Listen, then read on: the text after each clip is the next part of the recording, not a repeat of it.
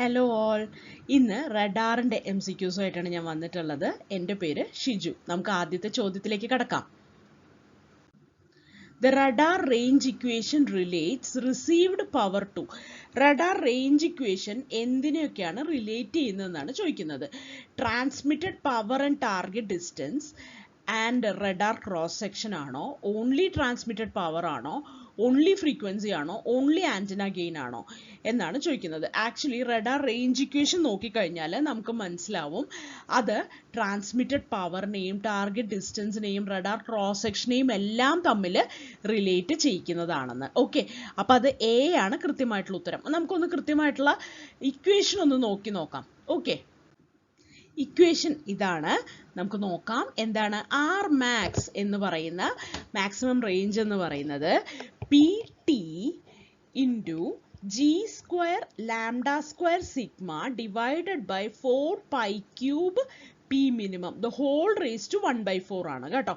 എന്ന് വെച്ചാൽ P T എന്ന് പറയുന്നത് പീക്ക് ട്രാൻസ്മിറ്റഡ് പവർ ആണ്, ജി എന്ന് പറയുന്നത് ആൻറ്റനയുടെ ഗെയിൻ ആണ്, ട്രാൻസ്മിറ്ററിൻ്റെയും റിസീവറിൻ്റെയും ആൻറ്റന ഗെയിൻ ആണ്, ലാംഡ എന്ന് പറയുന്ന വേവ് ലെങ്ത് ആണ്, സിഗ്മ എന്ന് പറയുന്നത് റഡാർ ക്രോസ് സെക്ഷൻ, RCS എന്ന് പറയുന്ന റഡാർ ക്രോസ് സെക്ഷൻ ആണ്, പിന്നെ ഈ ആർ എന്ന് പറയുന്നതാണ് റേഞ്ച് എന്ന് പറയുന്നത്, നമുക്കറിയാം. പി മിനിമം എന്ന് പറയുന്നത് എന്താണ്, റിസീവറിൻ്റെ സെൻസിറ്റിവിറ്റിയാണ്, റിസീവറിൻ്റെ പവറിനെയാണ് ഈ പി മിനിമം എന്ന് പറയുന്നത് കേട്ടോ.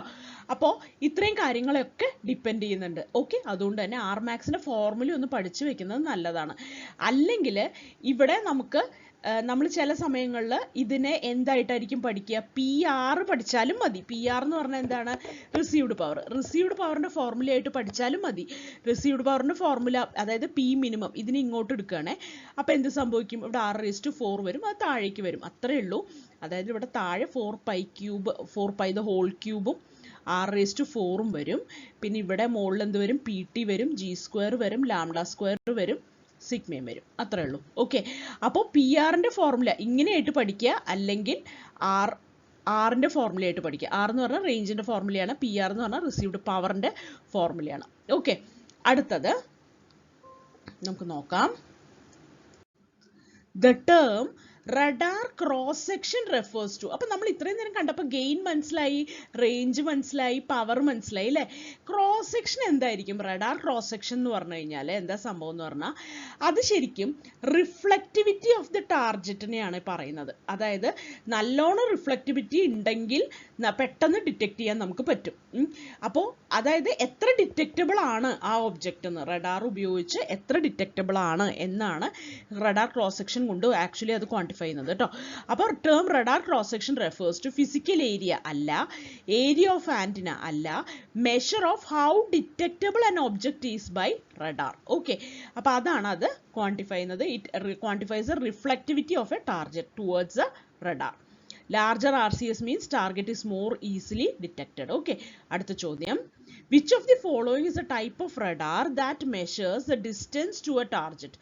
Distance to a target measure ചെയ്യുന്നത് ഇതിൽ ഏത് റഡാർ ആണെന്നാണ് ചോദിക്കുന്നത്. ഡോപ്ലർ റഡാർ ആണോ, കണ്ടിന്യൂസ് വേവ് റഡാർ ആണോ, പൾസ് റഡാർ ആണോ, മോണോപൾസ് റഡാർ ആണോ എന്നാണ് ചോദിക്കുന്നത്. പൾസ് റഡാർ ആണ് ശരിക്കും റേഞ്ച് ഡിറ്റക്ട് ചെയ്യുന്നത് കേട്ടോ. അപ്പോൾ പൾസ് റഡാർ എന്താ ചെയ്യുന്നത്, it sense short pulses and measures time delay of echoes to determine the range of the target. Okay, അപ്പോൾ പൾസ് റഡാർ പൾസസ് ഇങ്ങനെ കൊടുത്തുകൊണ്ടിരിക്കും, എന്നിട്ട് എക്കോ വരുന്നതിൻ്റെ ടൈം ഡിലേയും കൂടെ കാൽക്കുലേറ്റ് ചെയ്തിട്ട് അപ്പോൾ അത് മെഷർ ചെയ്ത് കഴിഞ്ഞാൽ എന്ത് കിട്ടും, എത്ര ഡിസ്റ്റൻസിലാണ് ടാർഗറ്റ് ഉള്ളതെന്ന് മനസ്സിലാക്കാൻ പറ്റും. ഓക്കെ, കണ്ടിന്യൂസ് വേവ് റഡാർ ഒക്കെ ആണെങ്കിൽ എന്താ ചെയ്യുക, അതിന് ഡോപ്ലർ ഷിഫ്റ്റ് ആണ് മെഷർ ചെയ്യുക, അപ്പോൾ വെലോസിറ്റി ആണ് അവിടെ മെഷർ ആവുക കേട്ടോ. നമുക്ക് അതിലേക്ക് വരാം. അടുത്ത ചോദ്യം. The main advantage of continuous wave radar is high range measurement accuracy. Range അല്ലാതെ മെഷർ ചെയ്യുക. Ability to measure target velocity. അതെ, വെലോസിറ്റി ആണ് മെഷർ ചെയ്യുക. എന്താണ്, continuous wave radar continuously transmits a signal allowing it to detect Doppler shifts which gives target speed, but it cannot directly measure range. Okay, അപ്പോൾ range കൃത്യമായിട്ട് measure ചെയ്യാൻ പറ്റില്ല. Continuous wave radar എന്തിനാണ് ഉപയോഗിക്കുന്നത്? Continuously transmit ചെയ്തിട്ട് സിഗ്നലിനെ transmit ചെയ്തിട്ട് Doppler ഷിഫ്റ്റിനെ detect ചെയ്ത് ടാർഗറ്റ് സ്പീഡാണ് കണ്ടുപിടിക്കാൻ പറ്റുക. അതായത് ഈ ഹൈവേയിലൊക്കെ പോലീസ് നിന്നിട്ട് സ്പീഡ് വെച്ചിട്ട് കണ്ടുപിടിക്കില്ലേ, അപ്പോൾ അവിടെ ഉപയോഗിക്കുന്ന റഡാറാണ് ഈ കണ്ടിന്യൂസ് വേവ് റഡാർ. ഓക്കെ, അവിടെ കണ്ടിന്യൂസ് വേവ് റഡാറാണ് പോലീസ് ഉപയോഗിക്കുക. ട്രാഫിക് പോലീസ്, ഹൈവേ പോലീസ് നമ്മുടെ സ്പീഡ് കൂടുന്നുണ്ടോ എന്നൊക്കെ അറിയാൻ വേണ്ടിയിട്ട്. അപ്പോൾ സ്പീഡ് മെഷർ ചെയ്യാൻ അതിന് പറ്റും. അങ്ങനെ ഓർത്ത് വയ്ക്കുക കേട്ടോ. അടുത്ത ചോദ്യം, in radar beam width of the antenna affects. അപ്പോൾ ബീം വിഡ്ത്ത് എന്തിനെയാണ് അഫക്റ്റ് ചെയ്യുക എന്നാണ് ചോദിക്കുന്നത്. ബീം വിഡ്ത്ത് എന്ന് പറയുന്നത് അത് അഫക്റ്റ് ചെയ്യുന്നത് ആംഗുലാർ റെസൊല്യൂഷനെയാണ്. ഓക്കെ, അപ്പോൾ beam width determines the smallest angular separation the radar can resolve between two targets. Okay, അപ്പോൾ ബീം വിഡ്ത്ത് എന്ന് പറഞ്ഞു കഴിഞ്ഞാൽ, ഇപ്പോൾ ബീം വിഡ്ത്ത് എന്ന് പറഞ്ഞു കഴിഞ്ഞാൽ ഒരു ആന്റിനയുടെ ബീം വിഡ്ത്ത് എന്ന് പറഞ്ഞു കഴിഞ്ഞാൽ ഇതാണ് അതിൻ്റെ ബീമെങ്കിൽ ഈ വിഡ്ത്തിനെയാണ് ബീം വിഡ്ത്ത് എന്ന് പറയുന്നത്. ഓക്കെ, അപ്പോൾ അത് ഈ ആംഗുലാർ റെസൊല്യൂഷനെയാണ്, ഇതാണല്ലോ ആംഗുലാർ റെസൊല്യൂഷനെയാണ് അഫക്റ്റ് ചെയ്യുക.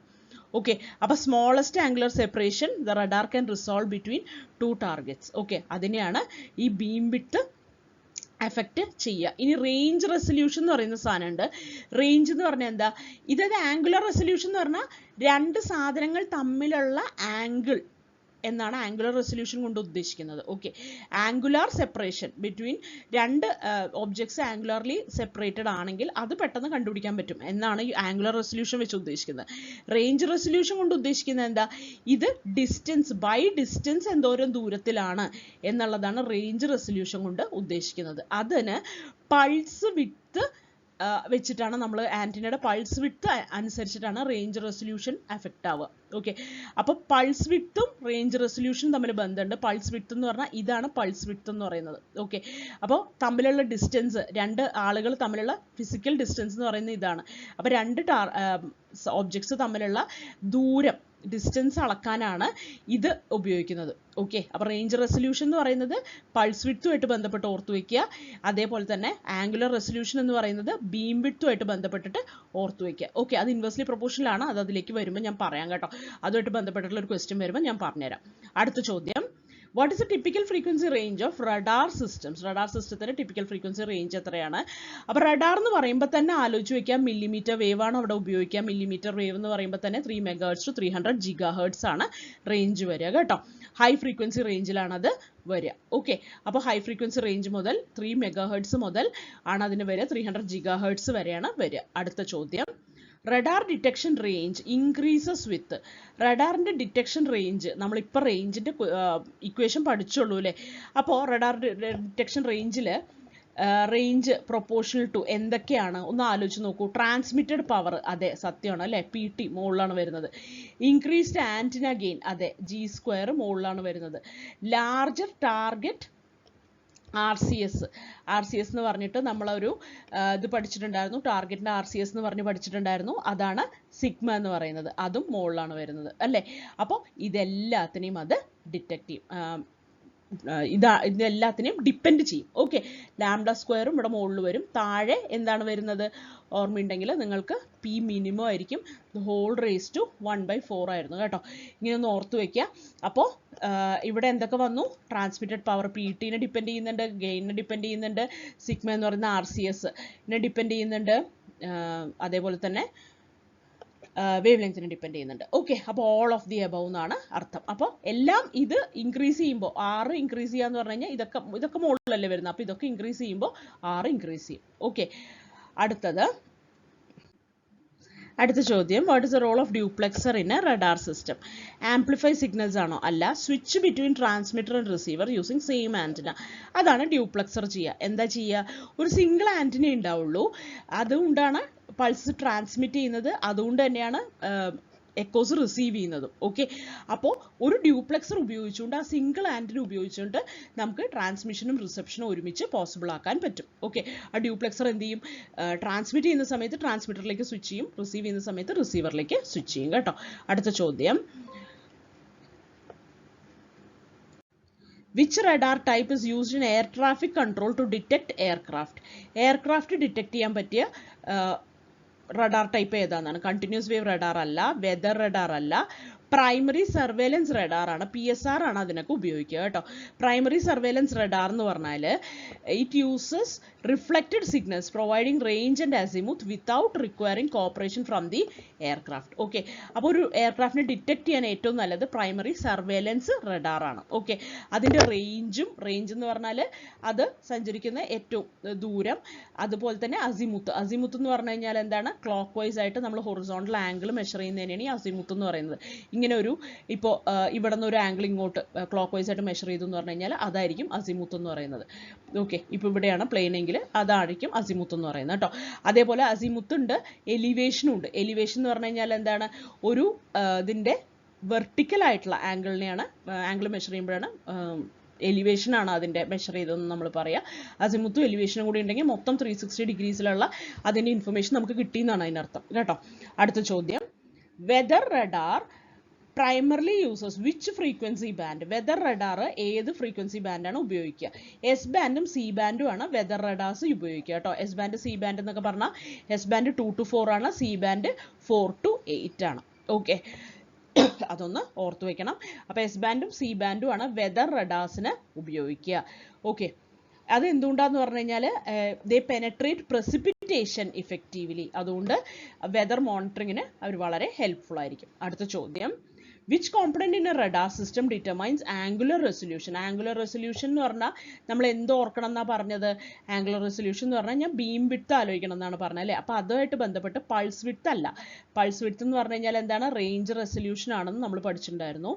ഇനി ആൻറ്റിന അപ്പർച്ചർ ആണോ? അതെ, ആൻറ്റിന അപ്പർച്ചർ ആണ്, PRF അല്ല, ഡ്യൂപ്ലെക്സറും അല്ല. ഓക്കെ, അപ്പോൾ ആൻറ്റിന അപ്പർച്ചർ എന്ന് പറഞ്ഞു കഴിഞ്ഞാൽ അത് ബീം വിഡ്ത്തിനെയാണ് സൂചിപ്പിക്കുന്നത് കേട്ടോ. അപ്പോൾ ബി ആണ് അവിടെ കൃത്യമായിട്ടുള്ള ഉത്തരം. ആംഗുലർ റെസൊല്യൂഷനായിട്ട് ബന്ധപ്പെട്ടിട്ട് ബീം വിഡ്ത്ത് ആണ് വരുന്നത്. അടുത്ത ചോദ്യം, radio telemetry is primarily used to. Radio telemetry എന്തിനാണ് നമ്മൾ ഉപയോഗിക്കുന്നത്? എന്തിനാണ്? Transmit audio signals to aircraft. അതിന് മാത്രമല്ല, measure and transmit remote physical parameters. ഇതിനാണ് നമ്മൾ റേഡിയോ ടെലിമെട്രി ഉപയോഗിക്കുന്നത്. ഓക്കെ, അപ്പോൾ ടെലിമെട്രി എന്താണ്? It transmit data from remote location to receiving station, commonly used for rocket spacecraft monitoring, weather balloons and industrial sensors. Okay, അടുത്ത ചോദ്യത്തിലേക്ക് കിടക്കാം. The primary function of a radio compass is to. Radio compass എന്താണ് ചെയ്യുക? Okay, radio compass എന്ന് പറഞ്ഞു കഴിഞ്ഞാൽ, അതായത് ഒരു റേഡിയോ കോമ്പസ് എന്ന് പറഞ്ഞു കഴിഞ്ഞാൽ it provides bearing information relative to non directional beacon helping pilots navigate towards or away from it. Okay, radio compass എന്താണെന്ന് പറഞ്ഞു കഴിഞ്ഞാൽ ഒരു റേഡിയോ സിഗ്നൽ സോഴ്സിൽ നിന്ന് ഇങ്ങനെ ഇത് വന്നുകൊണ്ടിരിക്കുന്നുണ്ടാവും. ഓക്കെ, ഒരു ഇൻഫർമേഷൻ സിഗ്നൽസ് വന്നുകൊണ്ടിരിക്കുന്നുണ്ടാവും. ഓക്കെ, അപ്പോൾ അതിൻ്റെ ഡയറക്ഷൻ കണ്ടുപിടിക്കാനാണ് നമ്മൾ റേഡിയോ കോമ്പസ് ഉപയോഗിക്കുക. ഓക്കെ, അതായത് നമ്മുടെ പൈലറ്റുകളൊക്കെ ഇപ്പോൾ ഭയങ്കര ഫോഗാണ്, അല്ലെങ്കിൽ ഭയങ്കര റെയിനാണ്, അല്ലെങ്കിൽ പ്രത്യേകിച്ച് വിഷ്വലായിട്ടുള്ള ഇത് കാണുന്നില്ല, ലാൻഡ്മാർക്ക് കാണുന്നില്ല, ലാൻഡ് ചെയ്യണം, അല്ലെങ്കിൽ എന്താണ് എവിടെ എത്തിയെന്ന് മനസ്സിലാവുന്നില്ല, അപ്പോൾ ഫോഗാണ്, കാര്യങ്ങൾ മനസ്സിലാവുന്നില്ല, വിഷ്വലായിട്ട് കാണാൻ പറ്റാത്ത സമയത്ത് ഇതിനെയൊക്കെയാണ്, ഇതിൻ്റെ സഹായമാണ് തേടുക, റേഡിയോ കോമ്പസിൻ്റെ സഹായമാണ് തേടുക. അപ്പോൾ എന്താണ്, direction of radio signal source കണ്ടുപിടിക്കും. എങ്ങനെ? ഈ നോൺ ഡയറക്ഷണൽ ബീക്കണിൽ നിന്ന് ഈ ഇത് വന്നുകൊണ്ടിരിക്കും. അത് ഒരു ഗ്രൗണ്ടിൽ നിന്നുള്ളൊരു സംഭവമാണ്. അപ്പോൾ അവിടെ ഗ്രൗണ്ടിൽ നിന്നുള്ള സ്റ്റേഷനിൽ നിന്ന് ഓംനി ഡയറക്ഷനിലായിട്ട് ഈ നോൺ ഡയറക്ഷണൽ ബീക്കോൺ ഇങ്ങനെ സിഗ്നൽസ് കൊടുത്തുകൊണ്ടേയിരിക്കും. ഓക്കെ, അപ്പോൾ എന്ത് സംഭവിക്കും എന്ന് പറഞ്ഞു കഴിഞ്ഞാൽ ഈ റേഡിയോ കോമ്പസ് ഈ ഇതിൻ്റെ ഡയറക്ഷൻ ഡിറ്റർമിൻ ചെയ്തിട്ട് അതെവിടെയാണെന്ന് മനസ്സിലാക്കി കഴിഞ്ഞാൽ അതനുസരിച്ചിട്ട് പ്ലെയിന് തിരിക്കാനൊക്കെ പറ്റും. എന്ന് വെച്ചാൽ എങ്ങോട്ടാണ് ഡയറക്ഷൻ കണ്ടുപിടിക്കാനുള്ള സംഭവമാണ് കേട്ടോ അത്. അപ്പോൾ പ്രൈമറി ഫംഗ്ഷൻ എന്താണ്? Determine the direction of radio signal source. അടുത്ത ചോദ്യം, in radio compass what is a non directional beacon? നമ്മളിപ്പോൾ പറഞ്ഞ സംഭവം എന്താണെന്നാണ് ചോദിക്കുന്നത്. Ground station transmitting omni directional signals. Okay, അതാണ് ഒരു NDB അല്ലെങ്കിൽ നോൺ ഡയറക്ഷണൽ ബീക്കൺ എന്ന് പറയുന്നത്. It emits continuous low frequency radio signals in all directions which are picked up by aircraft ADF receivers for navigation. Okay, നാവിഗേഷന് help ചെയ്യുന്ന ഒരു സംഭവമാണ് കേട്ടോ അത്. അടുത്ത ചോദ്യം, which of the following is a common type of radar display? Radar ഡിസ്പ്ലേയുടെ common type ഏതാണെന്നാണ് ചോദിക്കുന്നത്. A സ്കോപ്പ് ഉണ്ട്, B സ്കോപ്പ് ഉണ്ട്, PPI എന്ന് പറയുന്ന പ്ലാൻ പൊസിഷൻ ഇൻഡിക്കേറ്റർ ഉണ്ട്, എല്ലാം ഇതിന് ഉപയോഗിക്കാറുണ്ട് കേട്ടോ. A സ്കോപ്പ് എന്ന് പറഞ്ഞാൽ എന്താണ്? It plots amplitude versus range. B scope എന്ന് പറഞ്ഞാൽ എന്താണ്? അസിമുത്ത് വേഴ്സസ് റേഞ്ച്. PPI എന്ന് പറഞ്ഞാൽ എന്താണ്? It displays target in polar coordinates given a top down map view. Okay, polar coordinatesലാണ് ഇത്, ടോപ്പ് ഡൗൺ മാപ്പ് വ്യൂ ആയിട്ടാണ് PPI plan position indicator measure ചെയ്യുക. ഓക്കെ, മനസ്സിലായെന്ന് വിശ്വസിക്കുന്നു. അപ്പോൾ എല്ലാം നമുക്ക് റഡാർ ഡിസ്പ്ലേയിൽ ഉപയോഗിക്കാം. ഇനി ഒരു സി സ്കോപ്പും കൂടി ഉണ്ട് കേട്ടോ. സി സ്കോപ്പും ഇതിന് ഉപയോഗിക്കാറുണ്ട്. അതിനകത്ത് അസിമുത്തും എലിവേഷനും വരും. Okay. In an A-scope display, what does vertical deflection represent? Vertical deflection എന്തിനാണ് റെപ്രസെന്റ് ചെയ്യുന്നതാണ് ചോദിക്കുന്നത്. അതായത് ഒരു A-scope ഡിസ്പ്ലേക്കകത്ത് ഈ ഹൊറിസോണ്ടൽ ആയിട്ടുള്ള ആക്സിസ് എന്ന് പറയുന്നത് റേഞ്ച് ആണ്. ഓക്കെ. വെർട്ടിക്കൽ ആയിട്ടുള്ള ഡിഫ്ലക്ഷൻ എന്ന് പറയുന്നത് സിഗ്നൽ സ്ട്രെങ്ത് ആണ്. ഓക്കെ. സിഗ്നൽ സ്ട്രെങ്ത് എന്ന് പറയുന്നത് എക്കോയിന്റെ ആംപ്ലിറ്റ്യൂഡ് ആണ്. ഓക്കെ. അതായത് നമ്മൾ അങ്ങോട്ട് ഒരു സിഗ്നൽ വിട്ടിട്ട് അതിന്റെ എക്കോ ആണല്ലോ തിരിച്ച് മെഷർ ചെയ്യുന്നത്.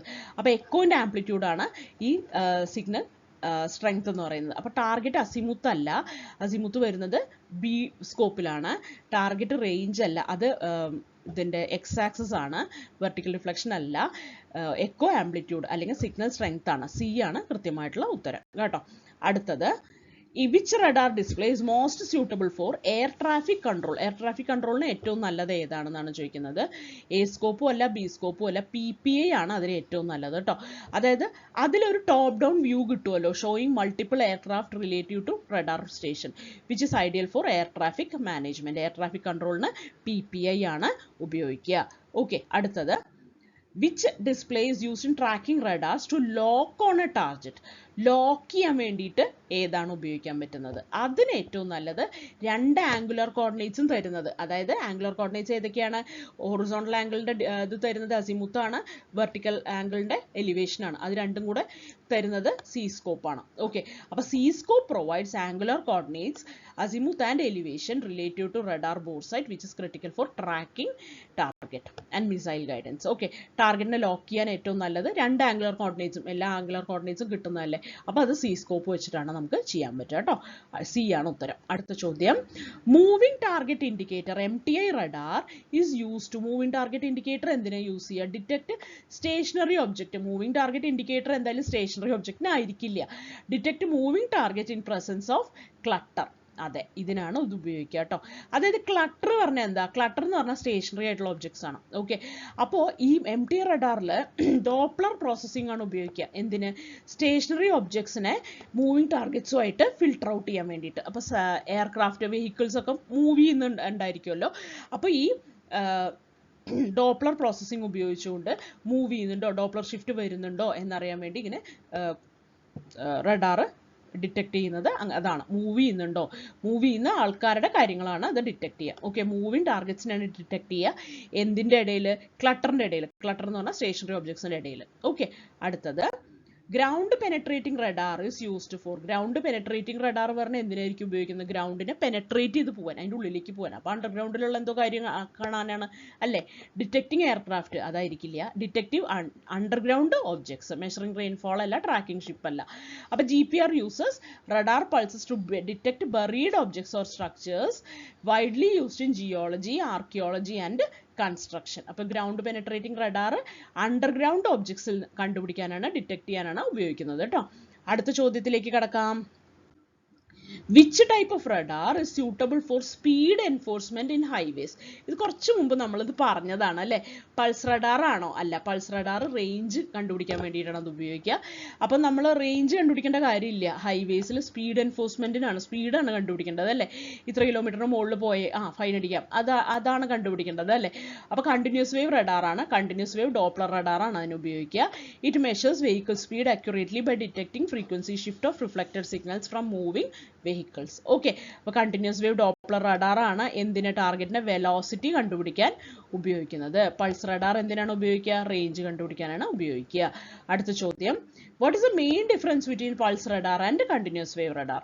Pulse radar can measure range, continuous wave cannot. അതൊരു മെയിൻ ഡിഫറൻസ് തന്നെയാണ്. Continuous wave radar can measure range, ഇല്ല, റേഞ്ച് നേരിട്ട് മെഷർ ചെയ്യാൻ പറ്റില്ല. പൾസ് കനോട്ട്, അല്ല, അത് തെറ്റാ. ബോത്ത് മെഷർ റേഞ്ച് ഈക്വലി, ഇല്ല. Continuous wave radar is only for weather, അല്ല. പൾസ് റഡാർ എന്താണ്? It measures time delay to calculate range. Okay, pulse radar എന്ന് പറഞ്ഞാൽ എന്താ, ഇടയ്ക്കിടയ്ക്ക് ഓരോ ഷോർട്ട് ആയിട്ടുള്ള പൾസ് കൊടുത്തുകൊണ്ടിരിക്കും, എന്നിട്ട് എക്കോ തിരിച്ചു വരാനുള്ള സമയം ഡിറ്റക്ട് ചെയ്യും. അപ്പോൾ ആ സമയം കിട്ടിക്കഴിഞ്ഞാൽ എത്ര ദൂരെയാണ് ടാർഗറ്റ് എന്ന് കണ്ടുപിടിക്കാൻ പറ്റും. ഓക്കെ, അപ്പോൾ റേഞ്ച് കണ്ടുപിടിക്കാൻ പറ്റും. ഇനി കണ്ടിന്യൂസ് വേവ് റഡാർ എന്താ ചെയ്യുക, അത് ഡോപ്ലർ കണ്ടിന്യൂസ്ലി വേവ് ഇങ്ങനെ കൊടുത്തുകൊണ്ടിരിക്കും. അപ്പോൾ ഇത് തിരിച്ചു വരുന്നുണ്ടോ എക്കോ വരുന്നുണ്ടോ എന്ന് ഇങ്ങനെ മെഷർ ചെയ്തുകൊണ്ടിരിക്കാൻ പറ്റില്ല. അവിടെ ആകെ മെഷർ ചെയ്യുന്നത് എന്താണ്, അവിടുത്തെ ആ ഒരു എന്താ പറയുക, ഡോപ്ലർ ഷിഫ്റ്റ്, ഫ്രീക്വൻസി ഷിഫ്റ്റ് ആണ് മെഷർ ചെയ്യുന്നത്. അതായത് മൂവിങ് ഒബ്ജക്റ്റിന്റെ കാര്യമാണ് മെഷർ ചെയ്യുന്നത്. അപ്പോൾ അവിടെ അബ്സല്യൂട്ട് റേഞ്ച് അല്ല കണ്ടുപിടിക്കുന്നത്, നമ്മൾ എന്താണ് കണ്ടുപിടിക്കുന്നത്, വെലോസിറ്റിയാണ് കണ്ടുപിടിക്കുന്നത്. ഓക്കെ, എത്ര സ്പീഡിലാണ് ആ സാധനം മൂവ് ചെയ്തുകൊണ്ടിരിക്കുന്നത്. ഓക്കെ, അതാണ് അവിടെ കണ്ടുപിടിക്കുന്നത് കണ്ടിന്യൂസ് വേവ് റഡാറിൽ കേട്ടോ. അടുത്ത ചോദ്യത്തിലേക്ക് കടക്കാം. Which radar system can detect very small or low observable target? അത് കണ്ടുപിടിക്കുന്നത് ആരായിരിക്കും? അപ്പോൾ വെരി സ്മോൾ ഒക്കെ ആണെങ്കിൽ നല്ല ഹൈ റെസൊല്യൂഷൻ ആയിട്ടുള്ള റഡാർ വേണ്ടി വരും. അങ്ങനെയൊന്നും ആലോചിച്ച് നോക്കൂ കേട്ടോ. ഫേസ്ഡ് അറേ റഡാർ അല്ല, ഓവർ ദ ഹൊറൈസൺ റഡാർ അല്ല, ഹൈ റെസൊല്യൂഷൻ SAR അതാണ് അവിടെ ഉപയോഗിക്കുക കേട്ടോ.